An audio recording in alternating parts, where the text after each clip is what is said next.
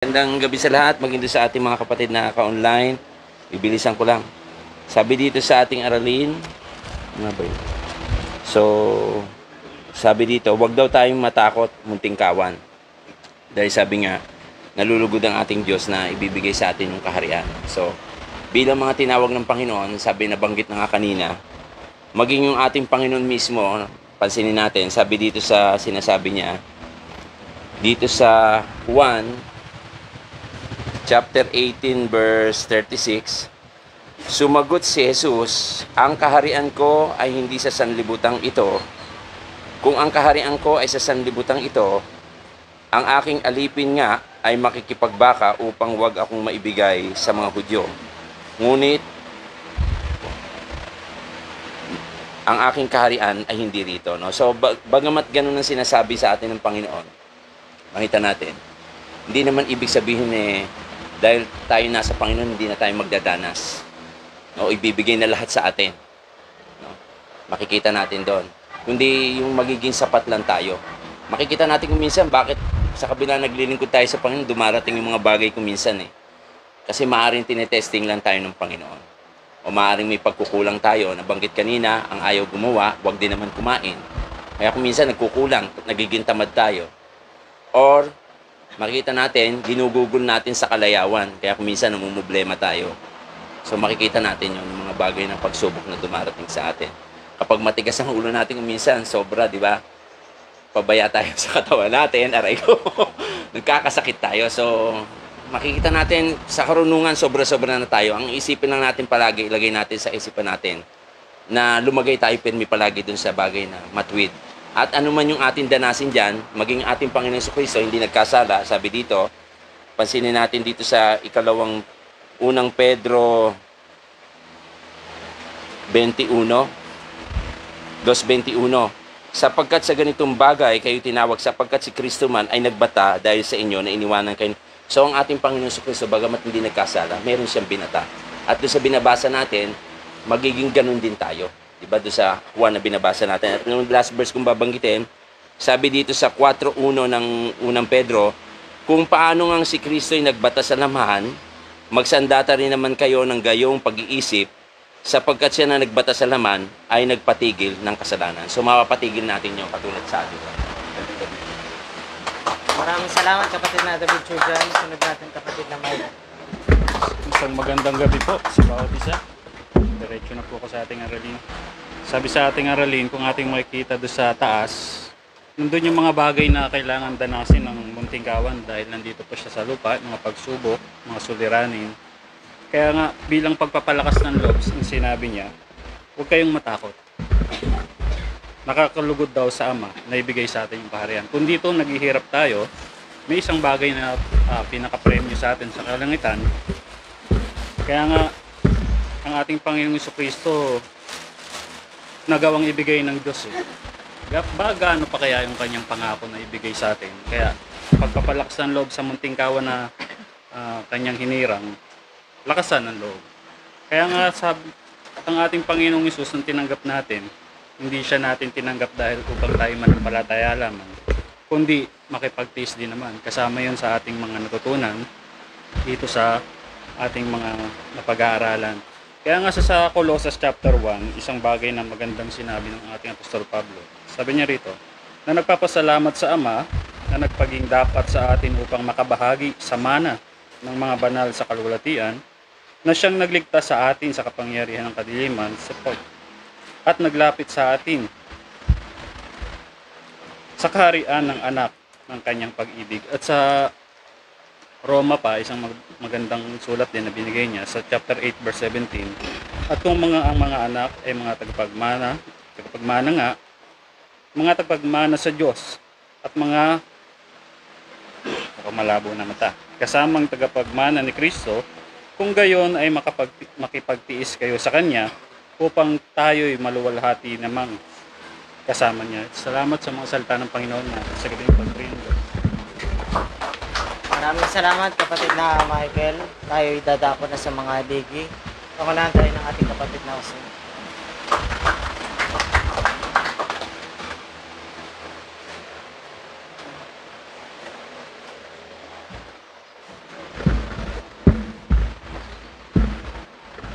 Magandang gabi sa bawat isa. Purin po Panginoon, ganun po sa mga naka-online, sa ating kapatid na Nemia, kapatid na Agnes. Yung ating aralin sa 12, no? Roma 12, 30, Lucas 32.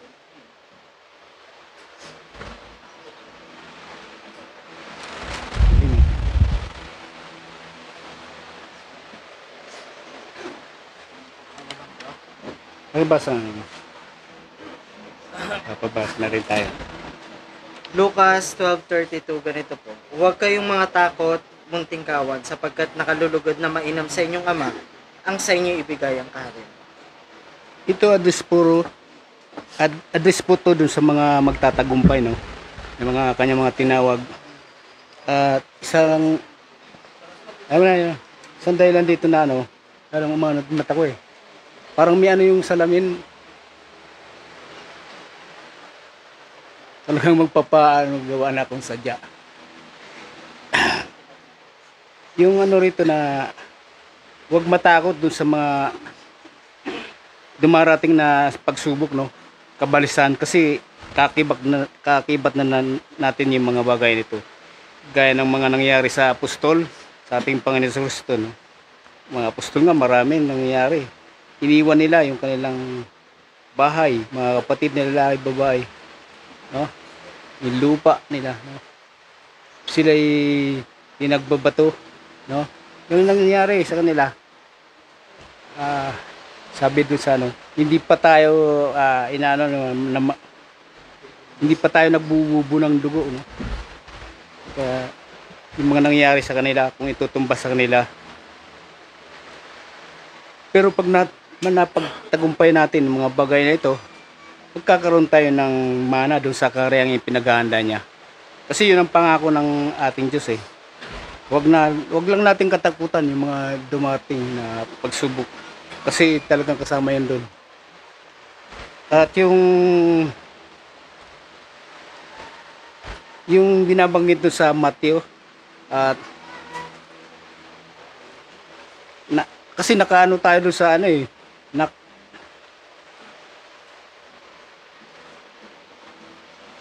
doon sa hindi doon sa buhangin doon tayo nakatayo sa bahay na bato kay Kristo, no? City. Pakibasa na kapatid na 7:20. Ano po? 7:21. Okay. Hindi po yun. Ano man dumating na pagsubok Panginoon pang 7:21 po.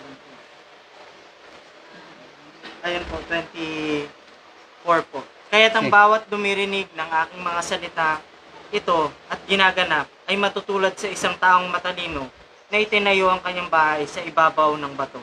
At lumagpak ang ulan at bumaha at humihip ang mga hangin at hinampas ang bahay na iyon at hindi nabagsak sapagkat natatayo sa ibabaw ng bato. Matatag yung ating natayuan. Ano mang dumating na pagsubok, di ba? Yun halimbawa ng ating Panginoon. Hindi matutumba mga bagyong dumating, mga pagsubok yun, yung dumarating sa atin. Kasi itong aralin natin sa taas nito, yung mga kabalisan, yung mga kagutom, yung mga dumarating na sa tao, no, na nararanasan, meron yung kalutasan kung nandun tayo sa pananampalataya sa ating Panginoon Kristo. Yung huling talata siguro, no, alam na rin to ng mga 6:33, di ba, ng Mateo.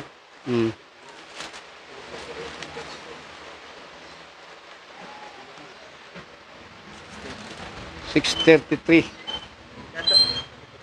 Ay, hindi. Basahin ko na po. Oo, sabi. Datapwat hanapin muna ninyo ang kanyang kaharian at ang kanyang katuwiran at ang lahat ng mga bagay na ito ay pawang idaragdag sa inyo. Yan po. Gandang gabi. Sabat. Tapos na. Maraming salamat kapatid na Jose. Sunod natin kapatid na Guillermo. Magandang gabi, Nanay Nemia, sa iyong sambahayan. Beng, happy ako na nakita ko si Beng na medyo okay na. At maganda yung aralin natin kasi binanggit dito yung Munting Kawan. Saan ba nanggaling itong Munting Kawan na tinatawag dito? Kinuha ni kapatid na Sherry yung verse ko. Zacarias sa chapter 13 verse 8. Pakibasa mo mga kapatid. Zacarias 13:8.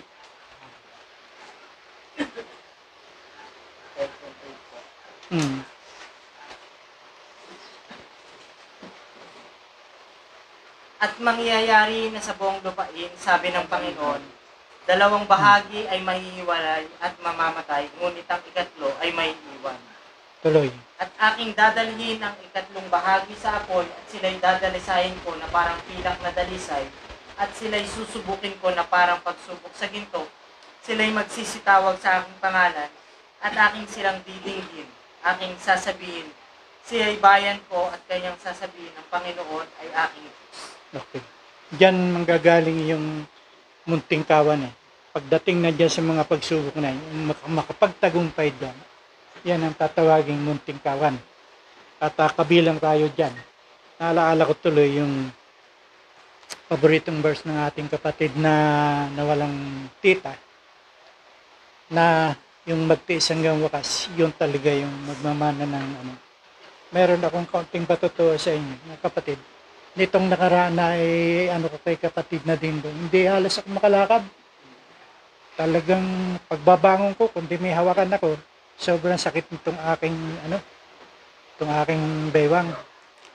Kasi ay nung gabi, hindi ako makatulog talaga. Inisip ko na kung ano yung mga naging kakulangan ko, naging mga pagkulang ko.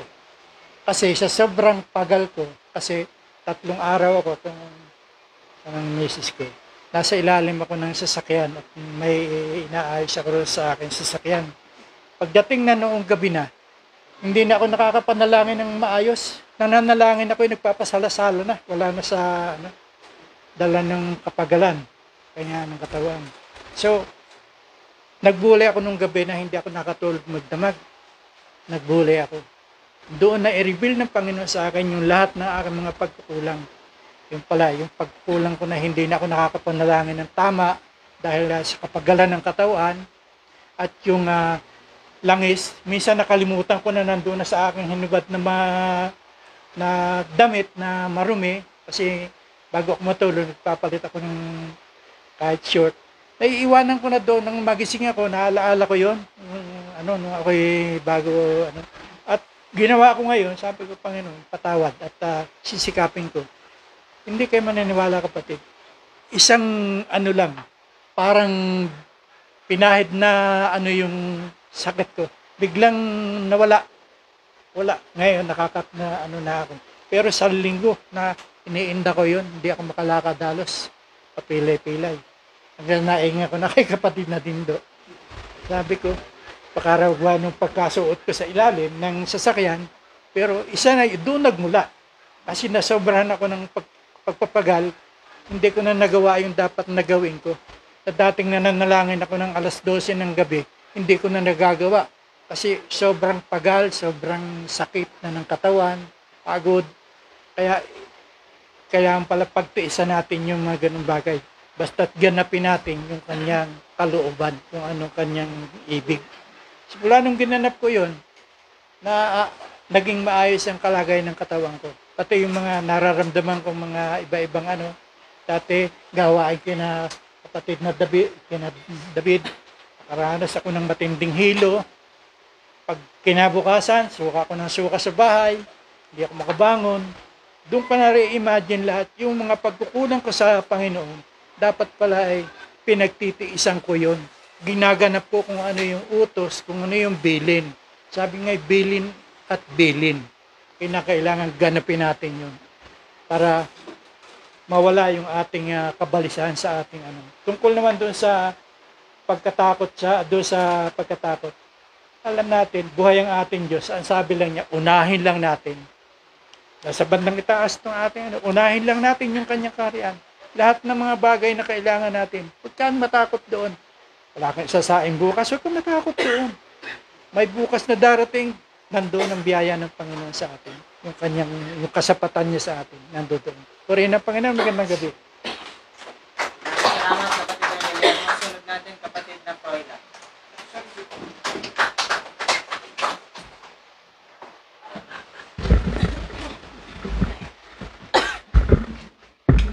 Ay magandang gabi sa bawat isa, sa kapatid natin sa online, ganoon din sa mga kapatid natin sa pagsisikap nyo na patuloy tayong gumagampan ng ating mga tungkuling bilang tinawag ng Panginoon. Sabi nga hindi maitutumbas ng kahit anong uring pagtitiis sa buhay na ito ang danasin natin doon sa ibibigay ng Diyos na kaharian. Sabi nga niya, nalulugod ang Ama na ibigay sa inyo ang kaharian. Walang maitutumbas na pagtitiis doon, mga kapatid, sa ibibigay ng Diyos pagdating ng araw. Kasi ang tinutukoy niya rito na sabi niya, munting kawan. Huwag kang matakot, munting kawan. Sabing ganun. Sila yung sinasabihan ng Panginoon sa 19:28 ng Mateo. At sinabi ni Jesus sa kanila, katotohanang sinasabi ko sa inyo, na kayong nagsisunod sa akin sa pagbabagong lahi, pagkauupo ng anak ng tao sa luklukan ng kanyang kalulatian, kayo naman ay magsisuupo. Kaya ang tinutukoy niya, yung munting kawan na sinasabi ng Panginoon na nalulugod ibigay yung kanyang kaharian. No, sabi niya rito, yung nagsisunod sa kanya sa pagbabagong lahi. Hindi yung mga lahing sanlibutan. Kasi nga kaya nga sinasabi niya rito yung mga bagay pangangailangan ukol sa sanlibutan ito. Kasi yun yung isip ng mga lahing sanlibutan. Hindi takot sila doon sa mga pangangailangan kapag nagkulang na. Kulang pala, nagkukulang pa lang, takot na yun. Sila yung nakikipagsabayan sa buhay na ito. Dito yung focus nila, dito yung sentro, yung mindset nila dito sa mundong ito. Kaya kapag yung kakulangan sa pangangailangan, nawala yun, natataranta na sila, nababalisa na sila. Kaya ang tinutukoy ng Panginoon, munting kawan, yung nagbabago ng lahi, ibig sabihin nagbabago ng isip. Sino yon? Yung mga pinagtitibay, yung spiritual na buhay. Sila yun. Sila yung kinalulugdan ng Ama na ibigay yung kaharian. Kasi nga, sila yung magsisunod sa Kanya, ano't ano man ang mangyari. Kasi kapag gusto mo, ikaw, bahagi ka ng munting kawan, pagtitibayan mo yung relasyon mo sa Diyos, doon ka magtitibay. Kasi may relasyon ka sa Diyos, sabi ng Panginoon, ako'y iyong asawa. Sabi niyang ganon. Sabi ng Panginoon, ako'y iyong kasintahan. Ika'y aking kaibigan. Sabi niyang ganon. Tapos yung kamay niya, hindi ka maaagaw sa aking kamay. Ang sabi niyang ganon. Magtibay ka sa mga salitang yun. Pagtibayin mo yun. Ngayon, kapag nagtibay yung relasyon mong ganon sa hindi, meron pala akong kaibigan. Nagigipit ka, hindi naman yung kaibigan ko Di ba? Andiyan naman yung kasintahan ko. Di ba? May matatakbuhan ka Yun yung sinasabing pagtitibay mo sa spiritual na buhay. Kapag ka nabalisa ka, pangailangan, imbis na yung relasyon mo sa Diyos, pagtibayin mo lalayuan mo yung karelasyon mo. Di ba?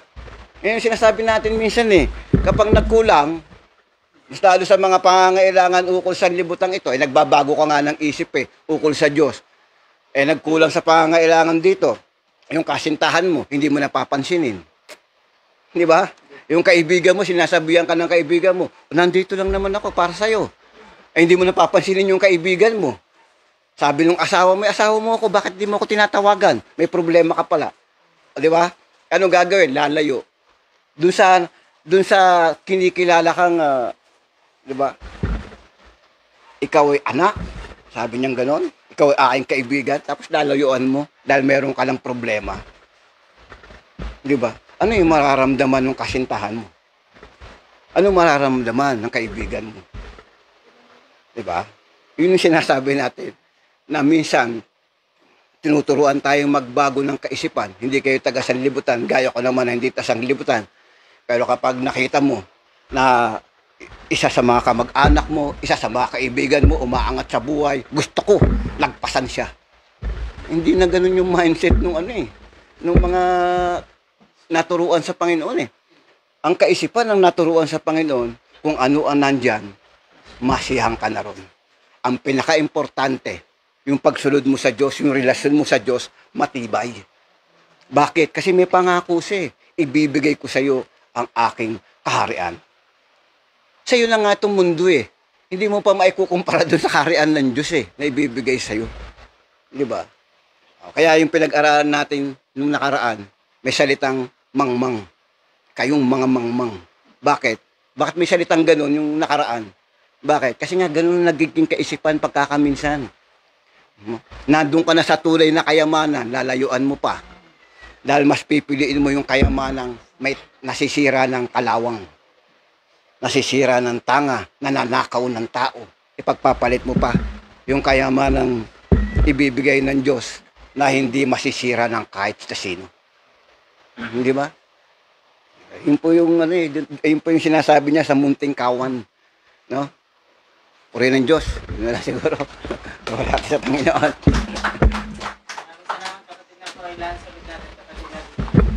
Purihin ng Diyos, magandang gabi po. Nay, natin ko kayo Beng. Wala. Kaya ay, huwag ka mabalisa. Kaya mo yan. Huwag ka matakot. Yeah, sabi nga Sa pamilyar yung aralin natin, no? Kung pamilyar to sa akin Itong 32 to, na ang tinutukoy yung 144,000 na siyang kawan. Na nalulugod yung ama doon ibibigay. So may bilang siya. Pero hindi sa mga saksi lang yun. Kaya sabi ko sa yung pamilya. Nasabi dito sa ating pag-aaral, no? Makita natin dito sa 22, na ang kausap dito sa parting ito, yung mga alagad, na sinabi niya sa kanyang mga alagad, 12:22, kaya nga sinasabi ko sa inyo, huwag kayong mga balisa sa inyong pamumuhay, kung ano ang inyong kakanin, kahit sa inyong katawan, kung ano ang inyong daramtin. Yung mga binanggit sa mga alagad sa tagpong ito. Na makita natin, no? Sa pagtawag sa kanila, nung naglalakad yung ating Panginoon doon sa dagat ng saan ba yung dagat ng Gennesaret, makita natin yung trabaho ng mga ito, mangingisda, nadatnan nila ito, talagang nangingisda sila. So pangkabuhayan talaga ang nakita ng ating Panginoon. At sa mga kasaysayan, nakita natin kung anong ginawa ng Panginoon. Pero sa ganung pagkakataon, tinawag niya ito. No, yung magkapatid na to, si Simon, si Andres, at saka yung dalawang Zebedeo. Kaagad-agad tumugon na ito No, iniwan nila yung kanilang paghahanap buhay at sumunod kay Kristo. Di ba? So, wala silang pagkakitaan kasi sumusunod kay Kristo May isang tagpo sa 16 ng Mateo, sabi ganon. Doon sa 16:7, at sila'y nangagkatiwiranan sa kanilang sarili na nagsasabi, hindi tayo nakapagbaon ng tinapay. Yun ang isang mindset nila. Yung mga pagkakataon, hindi tayo nakapagbaon ng tinapay. No? Sa kanilang paglalakbay kasama ang Kristo. Ngayon, binanggit ng ating Panginoon, doon sa 9, hindi ba ganyo natatalastas at hindi nyo naalaala ang 5 tinapay sa 5,000 lalaki? At kung ilang bakol ang inyong nailigpit? Yung sinasabi ng ating Panginoon, hindi nyo ba naalala yun? Na yung sa pamamagitan ng 5 tinapay, ilang libo, 5,000 napakain niya. Kaya sinasabi niya, huwag kayong mga balisa sa mga bagay na narito. Sabi niya. Kaya nga binabanggit sa ating pag-aaral, nalulugod sa inyo ang Ama na ibigay sa inyo ang kaharian. Kaya ibinilin sa isang pangyayaring muli ng nagpakita ang ating Panginoon sa ating mga alagad. Ang sabi niya ganito, nang kanyang pinagputol yung mga pagkain at nabusog yung mga alagad, ang sabi niya kay Simon Pedro, Simon, anak ni Juan, iniibig mo baga ako ng higit kaysa mga ito? Ang tinutukoy niya yung tinapay, saka yung pagkain, nabusog sila Iniibig mo baga ako kaysa sa mga ito? Ang sabi ni Simon, opo, Panginoon. Pero ang tugon ng ating Panginoon, pakanin mo ang aking mga kordero. Diba, ilang beses pinanggit eh. So, ang binabanggit doon, no, inibig mo ba ako kaysa mga ito? Opo, Panginoon. Pakanin mo ang aking mga tupa. Diba sabi ng Panginoon? So, ibig sabihin pinapakita doon na mas mahalaga talaga yung pagkatawag sa atin, yung tungkulin natin paglilingkod sa Panginoon kaysa sa mga ito, kaysa sa mga sanlibutan ito na pinapahiwatig sa atin na mas importante sa lahat ng mga bagay yung pagkakatawag sa atin, yung tungkulin natin. Kahit ano mangyari. No? Kung sa gutom, alalahanin mo si Elias. Di ba? Si Elias. Di ba yung uwakan dyan? Kung sa sakit naman, si Job. Grabe yung dinulasan ni Job. Kaya lahat may mga solusyon. Unahin mo lang yung kaharian ng sabi. Kahit sa, alam mo, ang pinakamasakit yung may sakit eh. Kasi andyan yung nervyos. Na kahit na may tumutunog lang, nervyos ka na. Ang sabi nga, huwag kang laksan mo ang iyong pananampalataya, dagdagan mo. May Diyos tayo na siyang magpapagaling sa atin. Puri na Panginoon, magandang gabi. Salamat. Kapatid natin. Kasunod natin kapatid na Purihin ang Diyos at magandang gabi sa bawat isa. Sa Panginoon, Manay, magandang gabi po. At naway palakas kayo. Si Beng Beng, pagaling. Harap muli namin makasama sa gawain. Sa lahat ng mga naka-online, magandang gabi sa inyo muli. At patuloy po na yung pong pagsubaybay ninyo. Salamat sa palagi ang pagsubaybay. At tunay nga na hindi ito magiging kawalan, kundi ito'y pakinabang na matatamo ninyo sa mga salita na yun maririnig na magbibigay kaaliwan, kalakasan sa bawat isa. Ngayon, sa pag-aaral natin, napakalawak na ng bahagi na ibinigay ng bawat kapatiran na pinakikilala sa atin ng Panginoon talaga na ano man yung mga bagay na nasa limputang ito na pangangailangan ng tao, huwag natin katakutan kung sakaling tayo ay dumanas ng kawalan nito. Kasi mayroon tayong Diyos eh. Kagaya kung ano natin yung mga salita ng mga apostol kasi, sabi nga ng Apostol Pablo, natutunan ko ang lahat ng mga bagay. Ang kailangan lang talaga sa Kristiyano, matutunan niyo yung sikreto. Yung marunong magtiis. Diba? Number 1 yun eh. Marunong magtiyaga sa anumang bagay. Kasi kapag hindi taglay ito natin, doon tayo magkakaroon ng takot sa mga bagay na ito kung mawalan tayo. Kasi tama yung sinabi kanina eh. Yung pangangailangan ng sanlibutan, habang narito tayo, hindi natin maiwasan na magkaroon tayo ng takot dahil siyempre nararanasan ng tao yung ganun, di ba? Pero tayo, binigyan ng tayo ng Panginoon ng lakas ng loob para mapagtagumpayan yung mga bagay na ganyan. Kasi minsan yung kaisipan natin kasi nakatuon dito eh. Pag dito nakatuon yung kaisipan natin, tunay na maranasan natin yung mga bagay na ganito, matatakot tayo. Pero pag sa taas pa natin doon, makikita mo yung pagtatagumpay na ginawa ng Panginoon para sa atin. Ngayon, itong malit na kawan, masasabi natin na ito, kapisanan ng kapatiran kay Kristo, masasabi natin na ito yung malit na kawan. Kasi kung ikukumpara natin doon sa mga naglitawan ng mga religiyo ngayon, eh, kuto lang tayo eh. Kumbaga siya, tungaw. Malayo tayo doon sa kanila. Kaya nga, salamat sa Panginoon sapagkat bakit sa maliit na kapisanan ito, narito yung buong katotohanan na ipinahayag ng ating Panginoon. Narito yung Espiritu Santo ng Diyos na isinusugo niya para ipahayag sa atin yung mga bagay na dumarating sa sanlibutan, di ba? Nagbibigay paalala sa bawat kapatid at nagbibigay kagalingan sa mga karamdaman na ating nararanasan.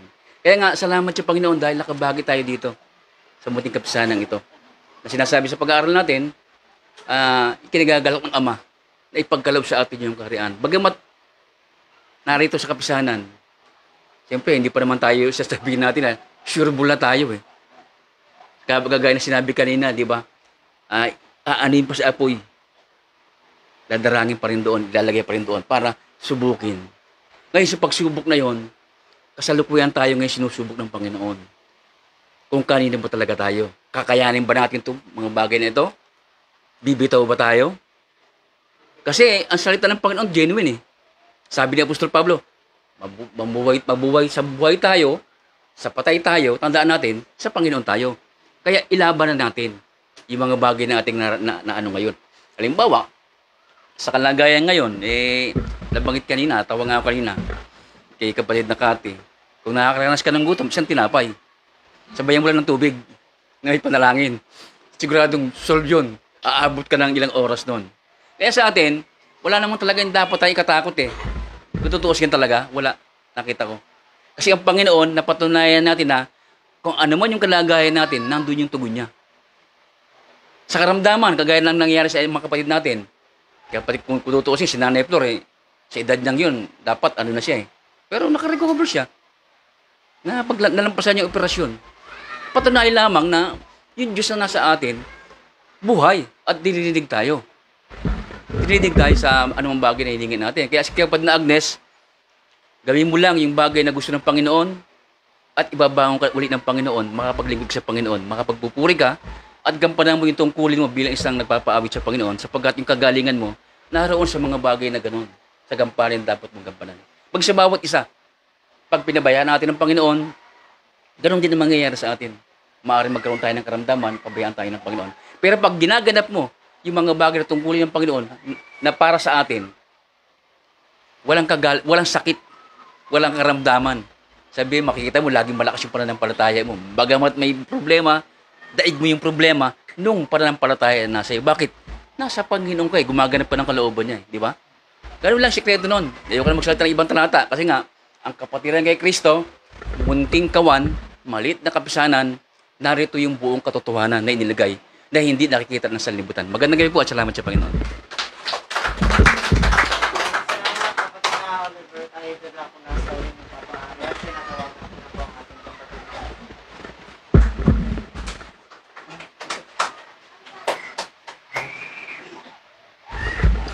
Magandang gabi sa Panginoon, purihin siya. Magandang gabi sa bawat kapatid na nakakatungay sa online at sa patuloy na pagsisikap ng bawat isa. Napakaganda ng ating talakayan sa ating pag-aaral na pinagsasalo-saluhan natin.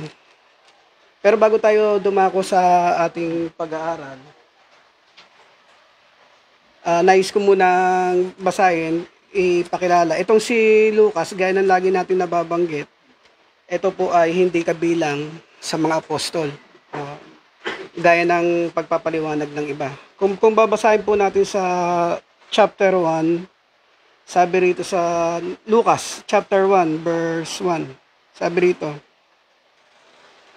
yamang marami ang nagpilit mag-ayos ng isang kasaysayan noong mga bagay na naganap sa gitna natin. Sabi ni Lucas. Sabi niya rito, sa to, alinsunod sa ipinatalo sa atin nilang buhat sa pasimula ay mga saksing nangakakilala at mga ministro ng salita. No? Sabi yung mga apostol, sabi. 3, ay minagaling ko naman. No? Ang nagsasalita na po, si Lucas. Ano yung sabi ni Lucas? Ay minagaling ko naman pagkasiyasat na lubos ng pangyayari ng lahat ng mga bagay mula ng una. Ito pala yun naman naging katangian ni Lucas. No, yung magsiyasat ng lahat ng mga bagay. At sabi niya rito, mga bagay mula ng una na isulat sa iyong sunod-sunod, kagalang-galang na Teopilo, para saan? Upang mapagkilala mo ang katunayan tungkol sa mga bagay na itinuturo sa iyo. No? Gaya ng ating pag-aaral, itong pag-aaral natin mga kapatid, no?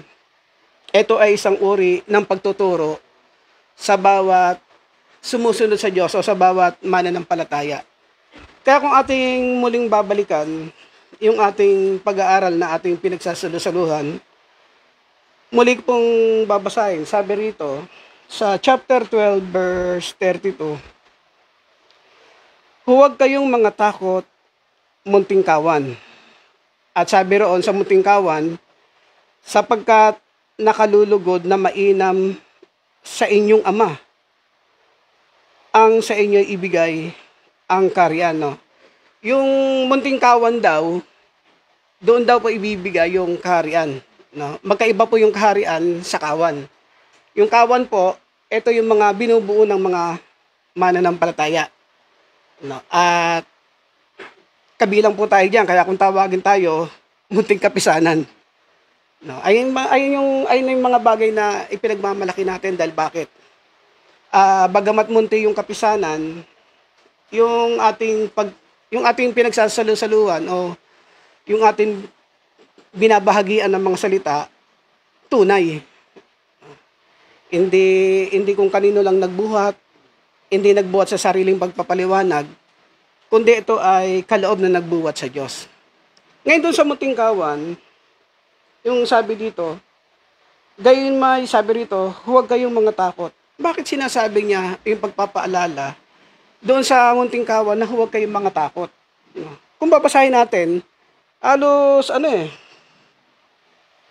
yung pangangailangan, di ba, ng sanlibutan. Kasi sa totoo lang, maraming tumatalikod ng pagsunod dahil sa kakulangan ng tinatangkilik ng mga bagay sa sanlibutan. Maraming tumatalikod na mga hindi na sumunod, marami rin naman nanghihina dahil sa kawalan. Pero, meron namang mga kahit wala ng anuman, nagpapatuloy pa rin ng paglilingkod. May dalawa kasing bagay tayong makikita sa ating pag-aaral doon sa mga kawan. Yung sumusunod sa kabila ng kawalan, ito yung mga nananatiling matibay ng pagsunod. No, kabilang dito, yung mga apostol. No, yung mga alagad ng ng ating Panginoon.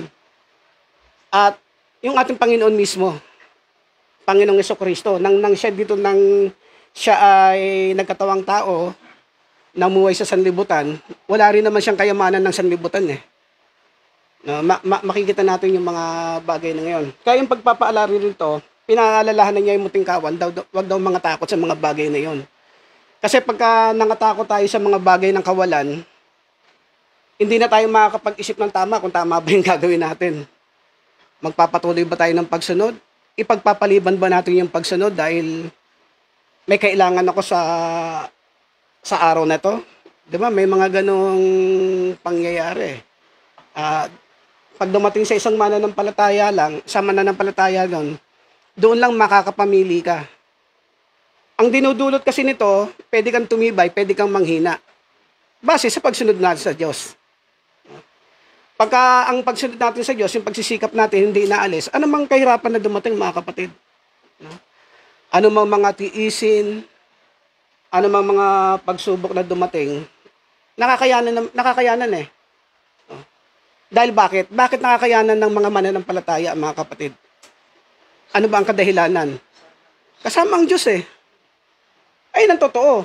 Kung aalis ka sa paglilingkod, pababayaan ka rin ng Panginoon. Pinababayaan natin ng Panginoon eh.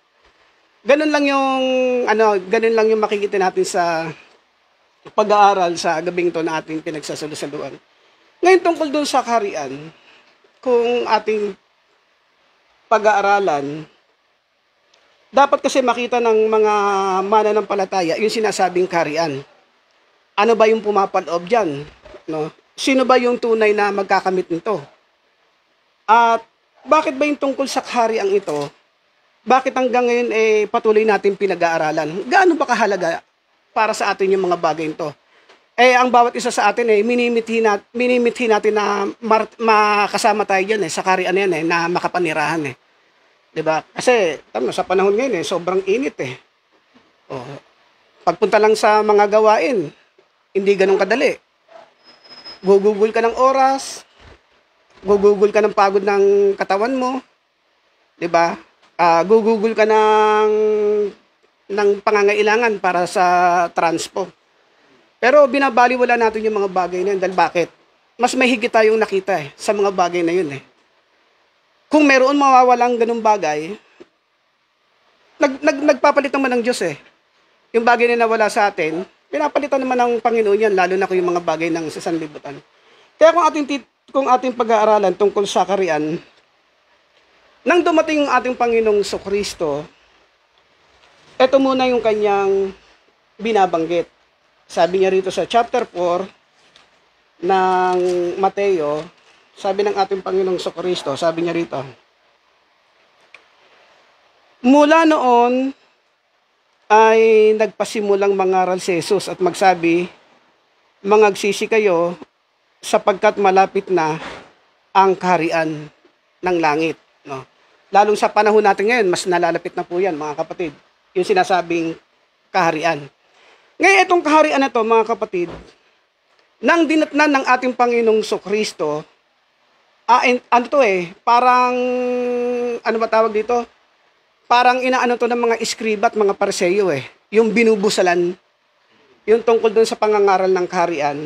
Kaya kung ating mababasa sa chapter 23 ng Mateo, sabi rito, sabi sa aklat ng Mateo sa chapter 23, sabi rito, verse 13, sabi rito, datapwat sa aba ninyo mga eskriba at mga Pariseo, mga mapagpaimbabaw. Yung salita mapagpaimbabaw, sa mababaw na pananalita, mga mapagkunwari. No. Datapwat sa aba ninyo mga eskriba, mga Pariseo, mga mapagpaimbabaw, sapagkat sinasarhan ninyo ang kaharian ng langit. Ayun yung pagsasalita ng ating Panginoong Kristo. At sabi niya rito, laban sa mga tao, anong kadahilanan? Sapagkat kayo hindi na nagsisipasok, at ang nagsisipasok man ay ayaw ninyong bayaang mga kapasok. No? Ano yung ginagawa ng mga eskriba at mga Pariseo? Yung hindi sila nagtuturo ng totoo tungkol doon sa kaligtasan ibinibigay ng Panginoon sa pamagitan ng ating Panginoong Kristo. Kaya habang sinasarhan ng mga Pariseo at mga eskriba, ano ang ginawa ng ating Panginoong Kristo nang siya ay nagkatawang tao? Pagkatapos niya magkatawang tao, nang bumalik siya uli sa Ama, ano ang ginawa niya? Meron siyang pinagbilinan, mga kapatid. Para itong kaharian ng langit na sinasara ng mga eskriba at mga Pariseo ay muling mabuksan, gumawa ang Panginoon ng kaparaanan upang ito ay mabuksan. Yung kaharian na tinatakpan ng mga eskriba at mga Pariseo. Ano yung pamamaraan na ginawa ng ating Panginoong Kristo, mga kapatid? Basahin natin, chapter 16, sabi rito. Sa chapter 16 ng Mateo, sabi rito sa, umpisa na natin sa 18, sabi rito, at sinasabi ko naman sa iyo na ikaw ay Pedro. At sa ibabaw ng batong ito ay itatayo ko ang aking iglesia, at ang mga pintuan ng Hades ay hindi magsisipanaig laban sa kaniya. Ibibigay ko sa iyo, ano sabi? Ibibigay ko sa iyo ang mga susi ng kaharian ng langit. No. At sabi niya rito, at anumang iyong talian sa lupa ay tatalian sa langit, at anumang iyong kalagan sa lupa ay kakalagan sa langit. Yung sabi ng ating Panginoong Kristo kay Apostol Pedro, no? Ibibigay ko sa iyo yung susi ng kaharian ng langit, no? Ano ba yung susi, mga kapatid? No, alam natin 'yan eh. Basahin sa aklat ng Lucas, may sinasabing ganito. Sa chapter 9 ng Lucas, eto may ganitong pagkakabanggit. Sabi rito. Sabi rito sa verse 1. Sabi rito sa 9. Lucas chapter 9 verse 1. At tinipon niya ang labing dalawa, at binigyan sila ng kapangyarihan at kapamalaan sa lahat ng mga demonyo, at upang magpagaling ng mga sakit. Yung 12 mga apostol, no, binigyan daw ng kapamalaan ng ating Panginoong Kristo laban sa mga demonyo at laban doon sa mga sakit upang magpagaling. Verse 2. At sila'y sinugo niya upang ipangaral ang kaharian ng Diyos at magpagaling ng mga may sakit. Kaya makikita natin, pag pinag-usapan natin yung sinasabing susi o yung kapangyarihan upang mabuksan yung sinasabing kaharian, gumawa ang Panginoon ng kaparaanan upang mabuksan yung tinatakpan ng mga eskriba at mga parseyo sa pamagitan ng mga kapatid, ng ebanghelyo. 'Di ba? Ay yung ipinapaliwanag ni Apostol Pablo sa chapter 15 ng unang Korinto. Paborito ni kapatid na Guillermo yan eh. Yung 15:1-2 ng unang Korinto. Yung ebanghelyo, ito yung nagsilbing susi upang yung tinatakpan ng mga pariseo at mga eskriba, mga buksan. Para yung taong nagnanais makapasok doon sa kaharian, makapasok. Ang pamamaraan sa pamamagitan ng ebanghelyo ng ating Panginoong Jesucristo na ipinangangaral ng mga apostol. At sa kapanahunan natin ngayon, nakabahagi ng munting kawan na binabanggit, hanggang ngayon ipinangangaral natin yung ebanghelyo. Kaya nga tayo pagka anniversary nga, 'di ba mga kapatid? Nangungumbida tayo eh. Minsan nga dumarating yung panahon na pag meron tayong kausap na pwede nating ipasok, ipinangangaral natin. No? Ayun kasi yung susi eh. Para ang tao, mga kapatid, makaano rin sa kaharian. No? Ngayon itong ating pag-aaral, tungkol sa kaharian, ito kasi masyadong ano ba tawag dito? Masyado itong mahabang talakayan.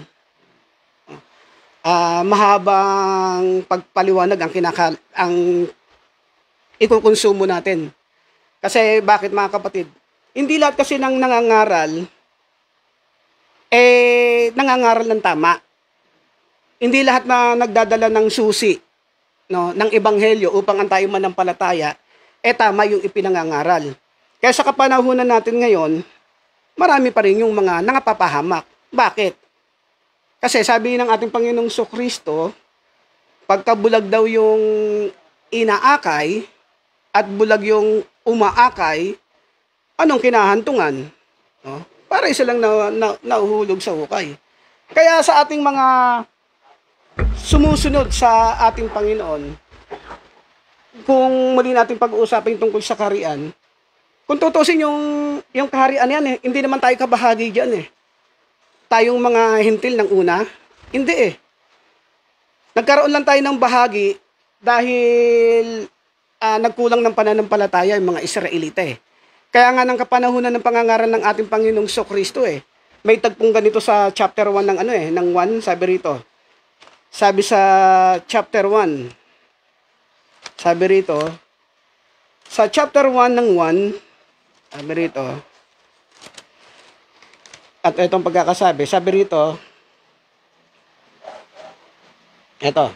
sabi rito, siya'y nasa sanglibutan at ang sanglibutay ginawa sa pamamagitan niya. Ang binabanggit dito, ang ating Panginoong Jesucristo. At hindi siya nakilala ng sanlibutan. Sabi sa talatang aking binabasa. 11. Siya'y naparito sa sariling kaniya at siya'y hindi tinanggap ng mga sariling kaniya. Nang nangangaral tungkol sa karya ng ating Panginoong Jesucristo, sabi rito sa aking binasa, nang siya daw ay naparito, hindi siya tinanggap ng sariling kaniya. Sino yung binabanggit mga kapatid? Yung mga Hudyo. Yung mga Israelita. Hindi siya tinanggap eh. Yung pangangaral ng ating Panginoong Jesucristo tungkol doon sa kaharian, hindi siya tinanggap. Kaya tayong mga hintil na binanggit ko kanina na nung una pa naman talaga hindi tayo kabahagi. Pagka ikaw ay labas ng bayang Israel, ikaw ay tinuturing na hintil. Pagka sinabi kang hintil, hindi ka kabilang doon sa kaligtasan na inaalok ng Panginoon at hindi ka kabahagi ng binabanggit ng munting kawan.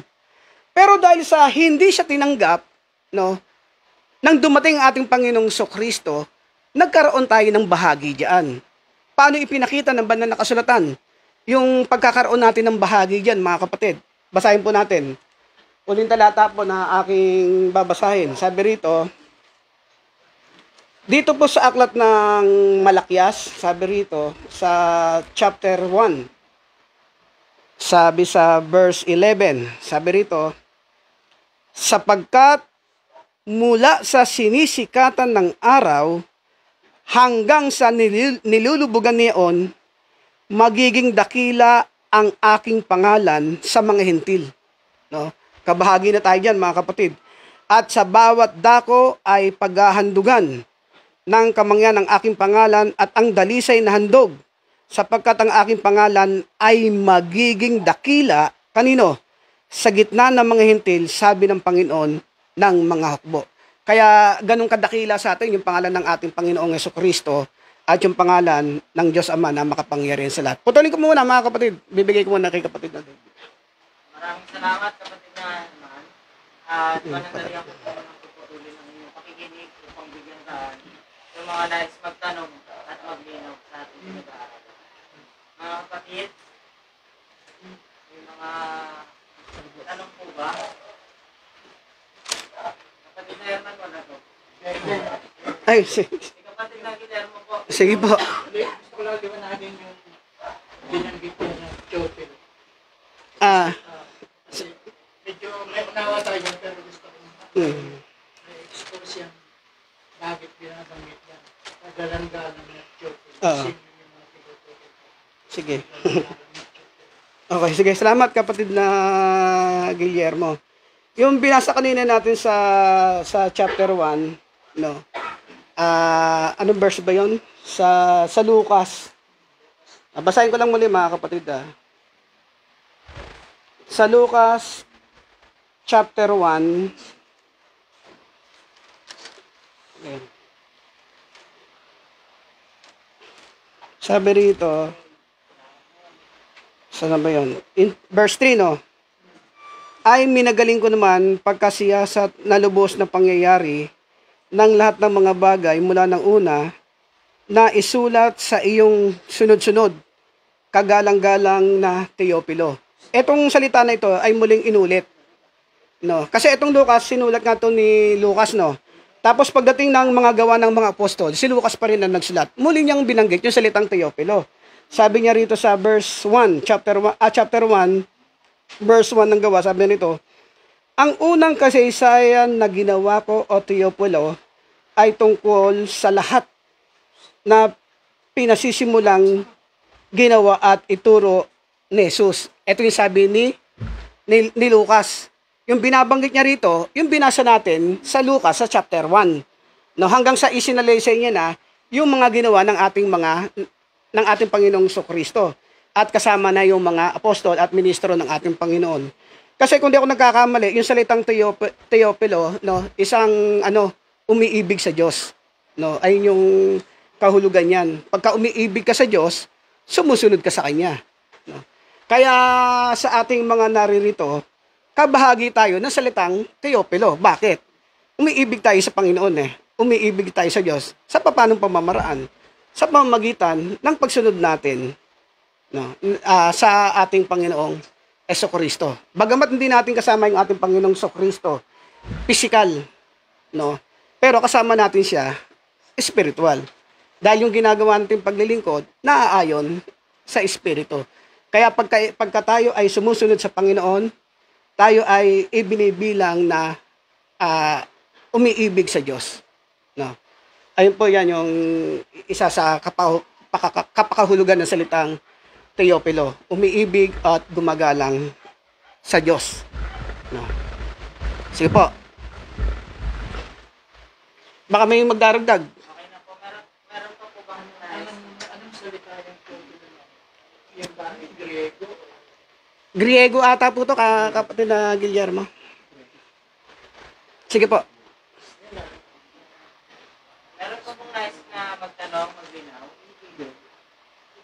Wala na po. Akin na po ibibigay sa ating kapatid na ito. Thank you, kapatid na David. Kung wala na pong magtatanong, ako naman po magtatanong, mga kapatid. Sabi, kung itutuloy natin yung ating pag-aaral, no? tungkol doon sa sinasabing kaharian ng langit, no? Tungkol sa kaharian na minimiti ng bawat isa sa atin, no? At hanggang ngayon, mga kapatid, ay yung bagay na pinagsisikapan ng bawat isa sa atin eh. Kaya tayo, anumang uri ng panahon, makwento ko lang mga kapatid. No? Kasi alos kami na kapatid na Oliver, sabay-sabay nang dumating sa kapisanan eh. Alam nyo ba yung kapisanang kapatiran kay Kristo nang ang panambahan natin ay sa Cavite, sa Justinville, madalas purihin? Baka makwento ko lang, no? Kasi dumating yung panahon na, alam nyo man sa Justinville nung araw eh. Pagka dumaan ka sa Chico Road, kasadsaran ng baha, ang tubig dyan gadibdib eh. Ang ginagawa namin, magsyo-shortcut kami sa Palaya. Shortcut ng Palaya yun, Panapaan yun. Kapatid na Tina, no? Panapaan.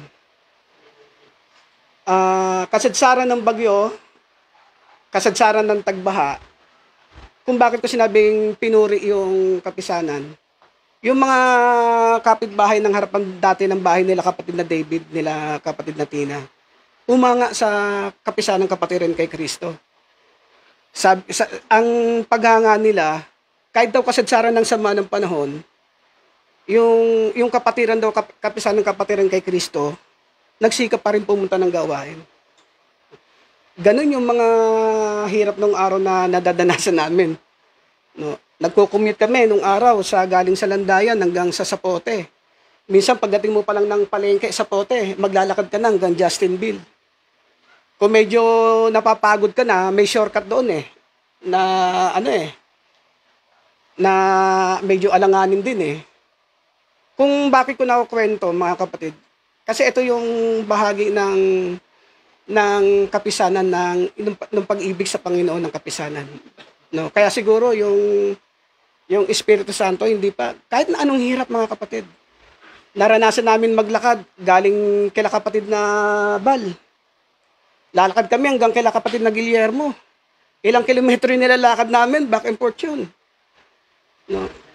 Oh, tatawid pa kami ng ilog na nabubuhay pa si Nanay Luding tsaka si Tatay Eladio. Pero alam niyo yung mga umuulan, maputik, pagka nadulas ka, pupulitin ka na lang sa ilalim eh. Bakit ko binabanggit mga kapatid yung mga gantong kwento, yung gantong paghahalimbawa? No? Kasi nga, gaya na nabanggit natin, kasi kabahagi tayo ng munting kawan na pinangakuan ng kaharian ng Diyos, yung kaharian ng langit.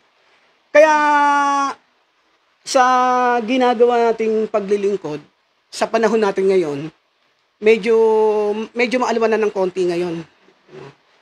Kasi may mga nare-rentan tayong sasakyan, pagka may pang-rent ka, makakapunta ka ng gawain,